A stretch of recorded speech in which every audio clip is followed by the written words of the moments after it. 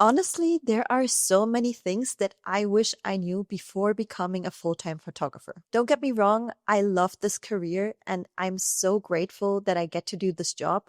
But there are a few things that are kind of problematic, that are difficult, and that I wish my colleagues had shared with me before I stepped onto this career path. So that's why I want to share with you 10 things that I wish I knew before becoming a full time photographer. Let's get started. So, point number one is something kind of problematic. It's not really talked about enough. And I bet it's a little bit controversial. And that is that as a full time photographer, you have to be really strict with boundaries with your family and your friends. Let me explain. So, in this day and age, everybody needs photography. That means if you're a professional photographer, your family and friends start asking you all the time whether you can shoot their wedding, their birthday, their graduation, whether you can shoot a new LinkedIn profile picture for them, whether you can shoot some photos for their small business. And guess what? You have to be really strict to put up some boundaries. And best thing is if you do that from the very beginning. So I personally have established some very strict ground rules for myself from the very beginning with any family and friends. And I follow these rules to the T just to save my own sanity and also to treat everybody equally. One of my rules is that I'm not working for free, not even for family and friends. I usually charge my normal rate and I don't really give out discounts, not even to family or friends, because that way I'm treating everybody equally and everybody knows that this is my job and I have to earn a living with this. This can really feel awkward and difficult at times, but trust me, it's something that you need to stand your ground on or you won't really hear the end of it. Another ground rule that I have established with family and friends is that I'm not going to work at celebrations. So that is weddings, anniversaries, birthday parties, Christmas, Easter, you name it. If somebody wants to hire me and also invite me as a friend, I prefer to come as a friend and actually enjoy the celebration with my family and friends instead of being the one working all day long at their event. To be honest, I also don't feel like I'm a great event photographer, so it's not playing to my strengths, and I'd rather enjoy the free time with my loved ones. I think that even though photographers, we love our job and we are being creative, it is only fair that we get paid for what we do because we have expenses and usually gear is expensive and the time that we put in to learn this craft is kind of expensive. So I think we should be paid fairly for this job like anybody else for any other job. And I believe if your family and friends are supportive of you and your career path, they will understand you. You just have to explain it to them very honestly. So the next thing that I wish that I knew before starting is that working on your own is really a blessing and a curse at the same time. So on the one hand, it is a blessing because I love being on my own. I love spending time alone. I also love really being in control. And working with the camera, you are in control of a lot of things. Being a full time photographer, you are your own boss. You don't have to answer to anybody besides maybe your clients who are booking you, but you can make your own schedule. You can work your own preferred hours. You can earn as much or as little as you want to. It's up to you to set the rates, and you can really be in your own little world a lot of the time. But on the flip side, it can be really lonely to run a photography business by yourself. It's going to be a lot of hours you sitting at your computer by yourself and editing photos, making selections, answering emails, pitching to new clients, optimizing your website, creating a portfolio. All of these tasks are usually done by yourself. And because it is a creative career path, there is a lot of struggle involved, a lot of worry. It is a business that you are essentially running with one person only, and there's nobody really to talk to about that. You don't have any colleagues to kind of complain about the workload that you have. You don't have people around you that you can socialize with on a daily basis unless you are working in big productions and teams, which is, of course, also a possibility, but much harder to kind of break into, I believe, than working on your own. And not everybody is suited to manage a team. And so a lot of photographers tend to be these kind of lonely wolf personalities, which I don't think is always beneficial for us as humans. So I do encourage you to find your own community, usually in big cities. There is a sort of photography community out there that you can connect to. You can connect to people online, like with me and on this channel. I'll link all my social handles below. You can also exchange with each other in the comments. And of course, you can also always hire people to work with. I work with assistants some of the time, and usually those shooting days are kind of much more fun for me because I have like a buddy, a sparring partner. And even though they are working for me, I try to make it a team sport on that day and really work together. At least I try. I don't know if I'm successful at that. But yeah, I didn't really realize before starting how many hours I would spend by myself and how many problems I would chew on by myself. So yeah, I wish somebody had told me that. So the next point I want to mention is really related to the previous one, and that is that editing is a real time suck. So I don't know about you guys, but for me personally, for every sort of client job that I take, I think only 1/3 of the work is the actual shoot. And then my time is spent editing the photos. And I'm sure there's different ways to do that. Like you could probably outsource some of your editing, or you can just edit a little bit less than me. Or if you shoot analog, like shoot on actual film, then your editing time will be much, much less. And actually, for me, I started out as an analog shooter. So in the beginning, I didn't really struggle with editing that much. But as I progressed throughout this career path, it became that I spent more and more time at my desk on my computer editing the photos, and a huge amount of time that is me choosing the right photos to edit. So I comb through thousands of pictures every single job that I do, and then I kind of break them down and down and down to have a pre-selection for my client. But once I've done that, I'm not really done, because then I create a sort of personal look for every single shoot that I do. So this realization has really impacted how I work a lot, and especially how I price my photography, because so much of the time is basically invisible for the client, because they only get to see me for like a 3-hour shoot, a 4-hour shoot, or maybe a 1-hour shoot. But then I spent like 2 or 3 days editing their pictures.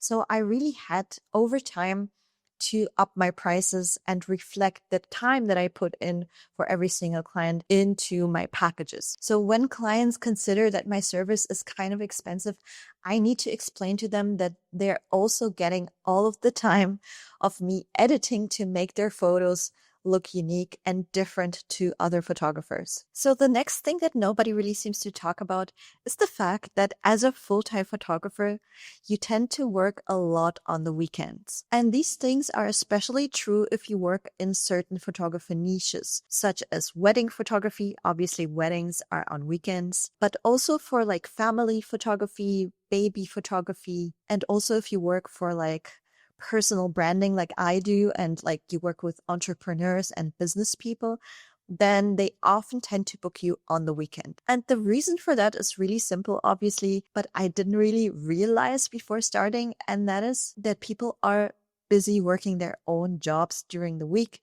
So they tend to book services like photography or going to the hairdresser, going to get a massage. They tend to book those things on the weekend. And I guess unless you are really a wedding photographer, you don't have to be open for bookings on the weekend, but you might miss out on a lot of revenue if you aren't. So the way that I started treating this problem is really to be really strict with myself and my calendar and allow bookings on the weekend only for a couple times a month and keep the other weekends to myself. So I would do shoots on Saturdays, but never on Sundays. And I would be open for bookings for 2 Saturdays out of the month at a maximum. I tend to rather have only one Saturday open for my clients and try to get them to book on weekdays that are a little bit less busy for most people, which are like Thursdays and Fridays. Usually on Thursdays and Fridays, people are much less stressed and are kind of excited for the weekend ahead. So it's a good time to do a photo shoot. Just really quickly before I go on to the next point, if you are getting some value from this video and you want me to make more content just like this one, please hit the like button and subscribe to the channel. It would mean so much to me. Thanks so much. So point number 5 is a realization that took me a while, but really is such an important one if you get this from the beginning. And that is the fact that working with high-paying clients is so much easier than working with cheap clients. This is really counterintuitive for a lot of people, and I get that, but I really want to stress this point because it's my personal experience, and if you research this, you will find out that this is actually true in a lot of businesses. So counter to our intuition, we think that if people pay less money, they're going to be less demanding and less complicated. But turns out the opposite is actually true. And one of the reasons is that if people pay little for something, they don't value it as much as they would if they had paid a higher price. And that is called confirmation bias. So when we spend our hard-earned cash on something, we tend to justify to ourselves and confirm that this was actually a good decision that we made. And the more the price goes up, the more we tend to justify that it was a good purchase and actually appreciate and like what we paid for. And this is definitely so true in my experience with photography clients. The more that a client pays, the more they appreciate my work, the easier they are to work with, the easier they prepay the shoot, they do the planning, they're punctual, on time, and the more they value the result. And of course, the price has to be justified in some way. Also, you have to deliver quality work, but you will have a much easier time achieving that high quality work if you have the resources to pay for it. So if you can get good equipment, if you can maybe afford to book a studio to work with a lighting assistant, the quality of your work will go up automatically. And that is only possible if you work with clients who are willing to pay for all of that. So if you're working with cheap clients, your work and your ability to deliver a great result is going to be so restricted that it's going to be really hard for you to kind of get out of this over time. And you will limit your ability to grow as a photographer and also to grow as a business. Which brings me to my next point, and that is that the core skill that is required of you to become a full-time photographer is not your ability to take great pictures. It's actually your ability to run a good business. This is so important and so crucial to understand that if you are becoming a photographer, you're basically becoming a business. So, and taking the actual photos is only a very small component of your business. You also have to do the marketing to attract clients to your business, whether you do that on social media or you do that in person, going to businesses and handing out your card, whether you do it by pitching to people through email. You also have to do the sales. So once people become aware that you are offering this service, they kind of start to contact you and ask you about stuff like, do you do this? How much do you price this? And you have to become a really good salesperson to convert those people who are contacting to you into clients. And there is skill and knowledge attached to that process, that sales process. And I also teach some of it on this channel here because I didn't really realize this was such a huge part.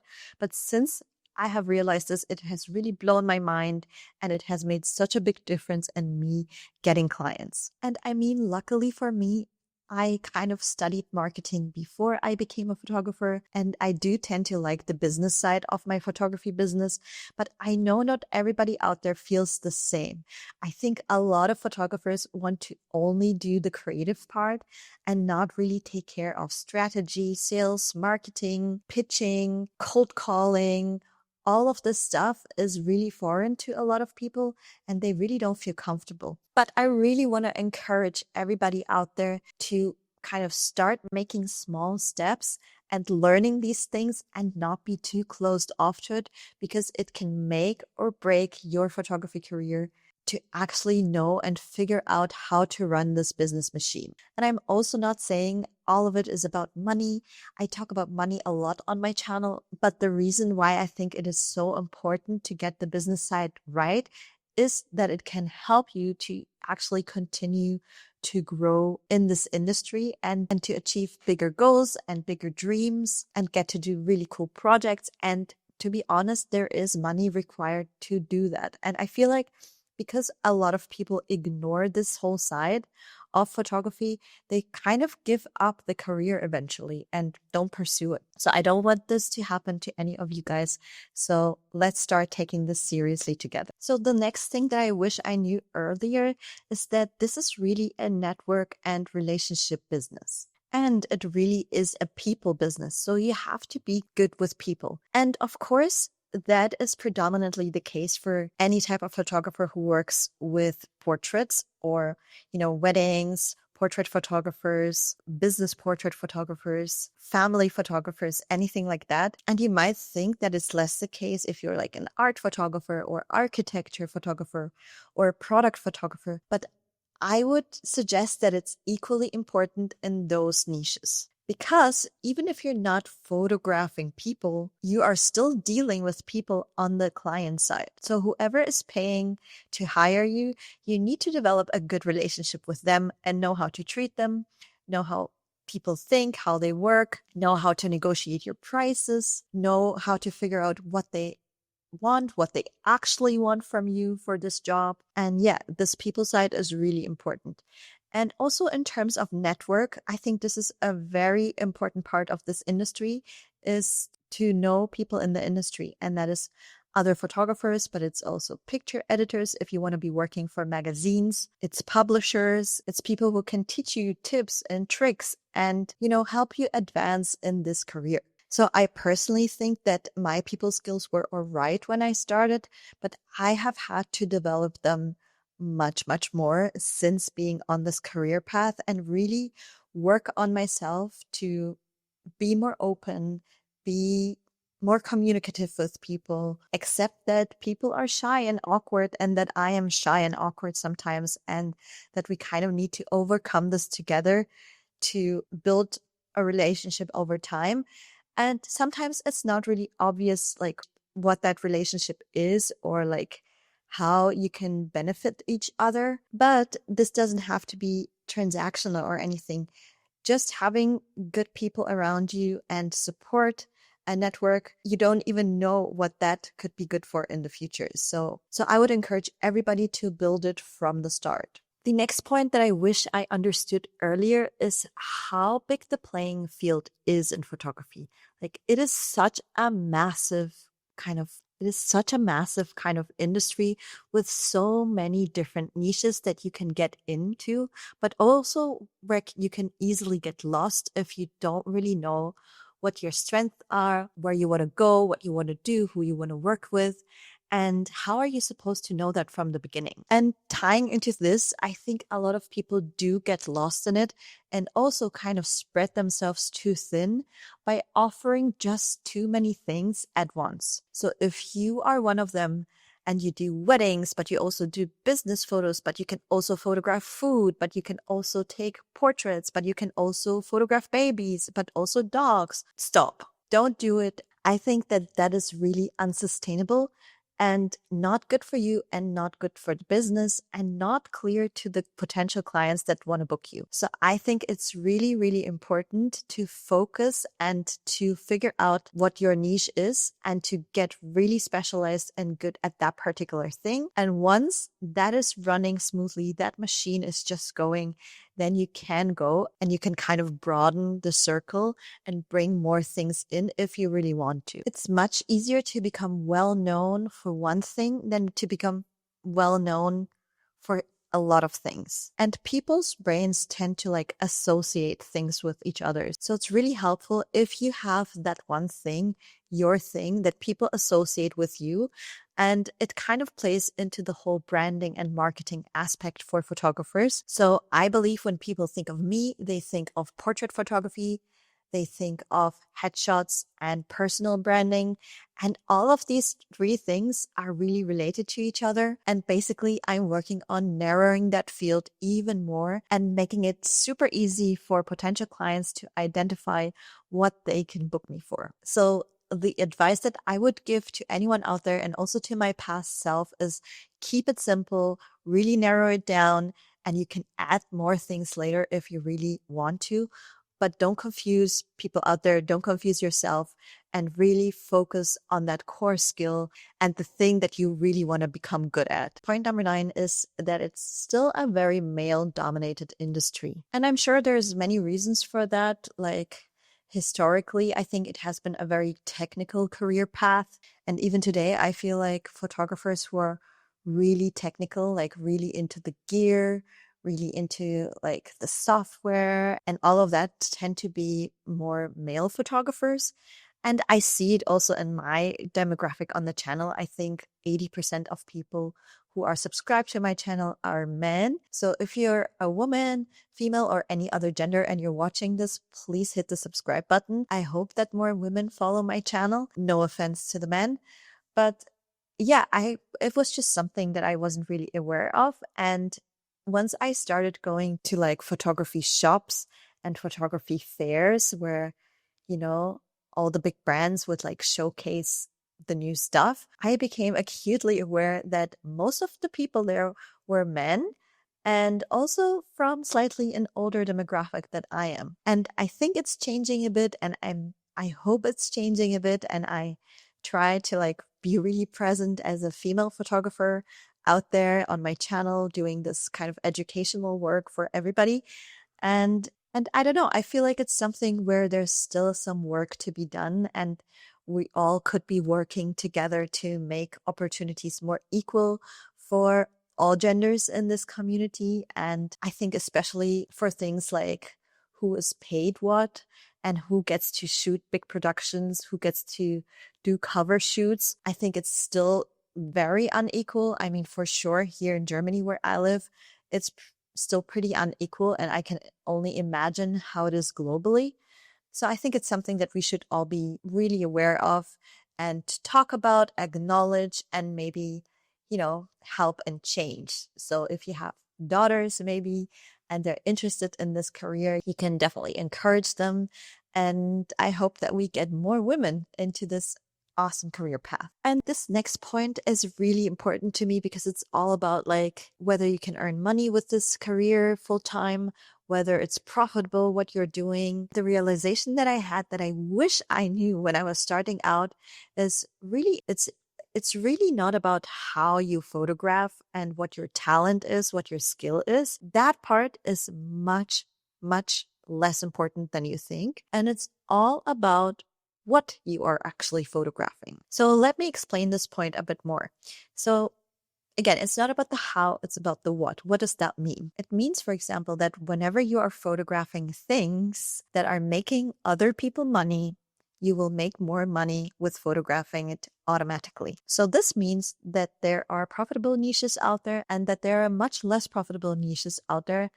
And it's all to do with the content of what you are shooting. So obviously, if you are shooting super expensive things like jewelry, watches, houses, luxury bags, luxury fashion, luxury cars, or cars overall, chances are that you will be paid much more money in this niche. And of course, in all of these niches that I mentioned, you need to be a good photographer and you need good skills still. I'm not saying that just anybody can do that who has a camera, but there are photographers out there who are working in niches that are just not profitable and never going to be as profitable as the ones that I just named. So when you pick your niche, you have to think a bit strategically and think about whether there is money in that niche and people are trying to sell something with your photography, or whether you're working in a niche where the potential of what you could be earning is really capped by the type of clients that you are servicing. So let's say you're working for artists, musicians, you're shooting graduates, you're shooting families. Those are much more difficult niches to actually raise your prices and still attract a lot of people simply because there's nothing really to sell. And the people that you're shooting usually don't have much disposable income and they're not businesses. So they don't have like a marketing budget that they can spend on your photography. I wish this were a thing people would just address and talk more about openly and discuss so that people who are getting into this career path can make a choice of what can actually be sustainable for them to pursue this career full time. So now, if you enjoyed this video, I can recommend you to watch this one next on the channel, and I'll hope to see you there. Speak to you in my next one. Bye bye.